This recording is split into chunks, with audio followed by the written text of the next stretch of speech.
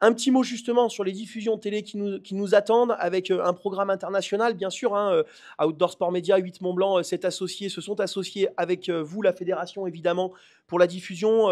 Il y aura les premières manches fin mai, hein, des Coupes du Monde. Il y aura également, enfin, deux manches de Coupe du Monde en fait, hein, en Suisse et en Italie. Les championnats du monde, évidemment, cette année en format suisse qui auront lieu en Écosse.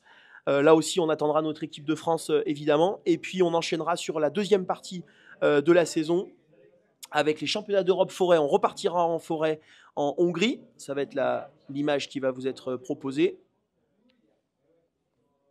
Voilà, championnat d'Europe en Hongrie, donc qui auront lieu en forêt. Et puis on finira par la dernière étape de Coupe du Monde en Finlande. 3 courses pour préparer les championnats du monde forêt 2025. Un programme chargé, toujours Jean-Philippe, de l'urbain, de la forêt. Maintenant, on le sait, c'est comme ça que le programme nous est proposé par l'IOF. Et bien, à notre grand bonheur, du coup, on a des formats toujours aussi spectaculaires et puis une densité peut-être un peu plus importante.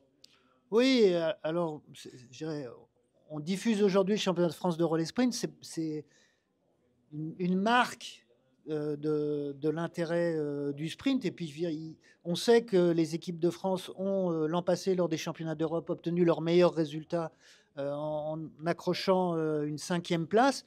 Eh ben, on va espérer que sur les 3 prochaines étapes internationales, on soit capable de progresser pour arriver au championnat du monde cet été en Écosse et pourquoi pas viser un podium. Eh C'est bien, tout ce qu'on peut leur c'est souhaiter. tout ce qu'on peut leur souhaiter, effectivement. Un dernier petit mot sur ce calendrier au niveau, du coup, qui nous est proposé pour cette année, avant de vous présenter les différents réseaux sociaux, Jean-Philippe, puisque Thibaut, le nouveau chargé de communication de la Fédération française, a retravaillé tous ces réseaux sociaux avec des nouveaux noms, notamment les réseaux sociaux pédestres et VTT. On va avoir à l'écran, hein, l'image justement des différents hashtags, des différentes images qu'il va falloir suivre. Les voilà. Facebook, Instagram, YouTube, LinkedIn et Twitter, enfin X. Voilà, avec l'appellation Fédération française de course d'orientation. Et puis les deux comptes en dessous à suivre, un compte pédestre, un compte VTT. Oui, en fait, la réflexion, elle était sur le fait que voilà, quelqu'un qui veut découvrir l'actualité de la fédération, ben, le terme FFCO, il lui est pas forcément connu.